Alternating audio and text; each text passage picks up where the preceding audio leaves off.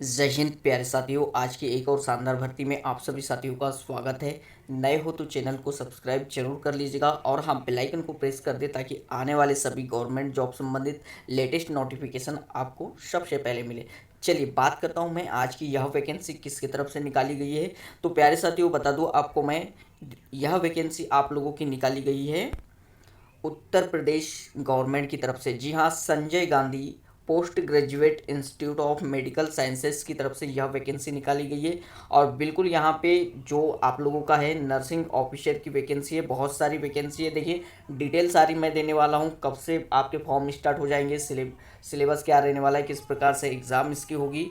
चलिए सारी की सारी जानकारी आप लोगों को मिलेगी, वीडियो में अंतिम तक बने रहिएगा। तो देखिए किसकी तरफ से भर्ती निकाली गई है, Sanjay Gandhi post graduate institute of medical sciences की तरफ से यह वैकेंसी निकाली गई। अब इम्पोर्टेंट नोट कीजिएगा आप लोग वैकेंसी बहुत सारी है आप लोगों की। देखिए नर्सिंग ऑफिसर की भी है, रेडियो टेक्नीशियन की भी है, फार्मासिस्ट की भी है, बहुत सारी वैकेंसी है, अलग अलग वैकेंसी, बट नर्सिंग ऑफिसर की वैकेंसी यहाँ पे ज़्यादा निकाली गई है। तो चलिए सबसे पहले इम्पोर्टेंट इस फॉर्म को जो है आप बता दूं आपको, 8 जून से ये फॉर्म स्टार्ट हो गया था। अभी इन्होंने इस फॉर्म की डेट आगे बढ़ा दी है। आपको मौका मिल रहा है 25 जून को लास्ट डेट रहने वाली है इस फॉर्म को अप्लाई करने के लिए।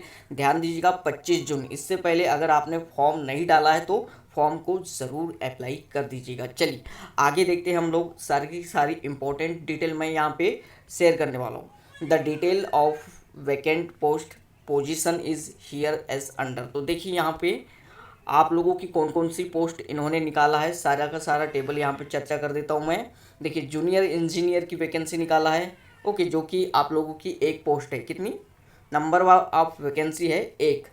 देन गाइस देखिए कौन कौन इस फॉर्म को अप्लाई कर सकता है, क्या एजुकेशन क्वालिफिकेशन रहने वाला है, सारी डिटेल आप लोगों को मैं यहाँ पे देने वाला हूँ। तो देखिए यहाँ पे लेवल 6 की जो है आप लोगों की पेमेंट होगी।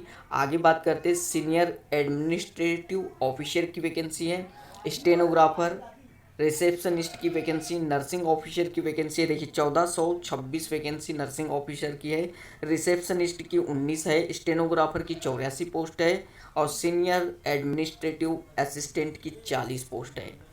आगे बढ़ते हैं हम लोग, तो देखिए यहाँ पे परफ्यूनिस्ट की वैकेंसी भी निकाला है यहाँ पे इन्होंने। और फिर आपका टेक्नीशियन रेडियोलॉजी की 15 पोस्ट है, मेडिकल लैब टेक्नोलॉजी की 21 पोस्ट है।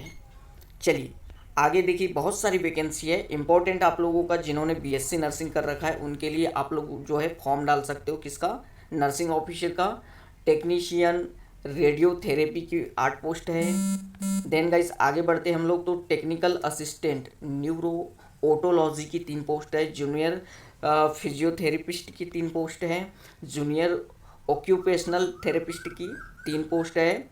आगे देखते हैं हम लोग, तो न्यूक्लियर मेडिसिन टेक्नोलॉजिस्ट की 7 पोस्ट है, टेक्नीशियन डायलिसिस इसकी 37 पोस्ट है।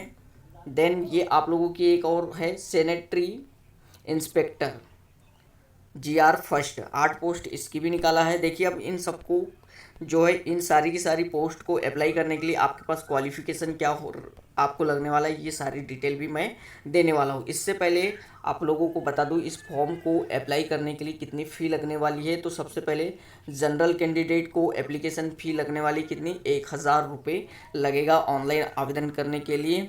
देन जीएसटी चार्ज जोड़ के टोटल 1180 आप लोगों को फॉर्म अप्लाई करने के लिए लगेगा। जनरल कैंडिडेट को बात करते हैं, ओबीसी कैंडिडेट और ईडब्ल्यूएस कैंडिडेट की, तो इनको 1000 लगने वाला है, टोटल 1180 इनको भी लगने वाली। देन गाइस बात करते हैं एससी एसटी कैंडिडेट को, तो मात्र 600 रुपये लगेंगे, 108 की जीएसटी लगेगी, 708 फॉर्म को अप्लाई करने के लिए आप लोगों को लगने वाला है। फॉर्म कहाँ से अप्लाई करना है इसकी जानकारी भी मैं आप लोगों को यहाँ पे प्रोवाइड करवा दूंगा। तो देखिए सारी की सारी इंपॉर्टेंट डिटेल दे दे रहा हूँ मैं।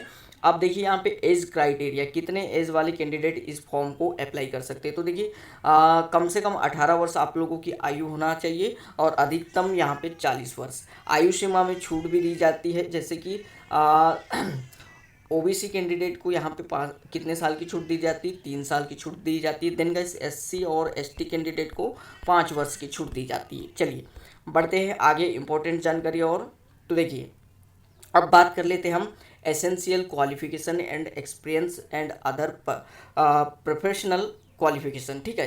तो इस फॉर्म को कौन कौन कैंडिडेट अप्लाई कर सकता है, क्या क्वालिफिकेशन है, पोस्ट वाइज मैं यहाँ पे क्लियर करने वाला हूँ।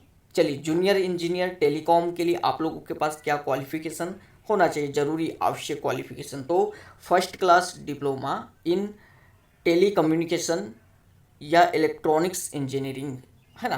तो आप लोगों के पास इलेक्ट्रॉनिक्स इंजीनियरिंग का सर्टिफिकेट होना चाहिए, डिप्लोमा और टेलीकम्युनिकेशन का, तभी आप इस फॉर्म को अप्लाई कर पाओगे। और इस फील्ड में 2 साल का एक्सपीरियंस भी यहाँ पे आप लोगों को मांगा है। चलिए आगे बढ़ते, किसी भी कंपनी में आपने काम किया हो इलेक्ट्रॉनिक्स से रिलेटेड तो वो आप लोगों को लगेगा। सीनियर एडमिनिस्ट्रेटिव की यहाँ पे देखिए क्या बोला है, तो असिस्टेंट की graduate with knowledge of noting and drafting and knowledge of computer, इसका नॉलेज होना चाहिए।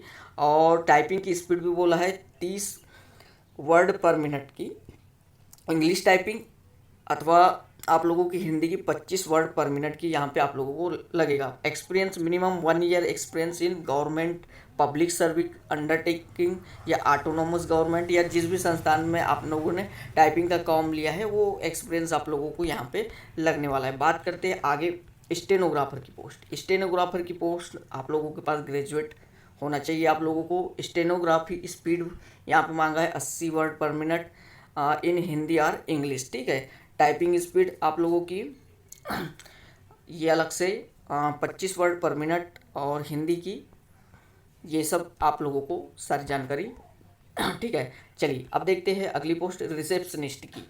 रिसेप्शनिस्ट की पोस्ट क्या है, तो देखिए यहाँ पे सबसे पहले तो आपके पास डिग्री होना चाहिए। Second qualification post graduate diploma in journalism या पब्लिक रिलेशन, ओके, ये आप लोगों को लगेगा। और उसमें वर्क किया होगा आप लोगों ने तो वो भी लगेगा। पर्सनल कंप्यूटर पे भी वर्क करते हुए आना चाहिए आप लोगों को। नंबर 6 की पोस्ट इंपॉर्टेंट है, इसी के लिए वीडियो बनाया गया था। देखिए नर्सिंग ऑफिसर, नर्सिंग ऑफिसर की वैकेंसी है, ओके। इसमें आप लोगों को क्या क्वालिफिकेशन लगने वाला है, तो बीएससी नर्सिंग ऑनर्स से किए होना चाहिए, या तो फिर BSc nursing from an Indian nursing council recognised institute और यूनिवर्सिटी, ओके। बीएससी नर्सिंग का अगर आप लोगों ने कोर्स कर रखा है तो इस फॉर्म को आप बिल्कुल अप्लाई कर सकते हो। अथवा और भी BSc post certificate, post basis BSc nursing form, ये आप लोगों के पास होना चाहिए, ठीक है।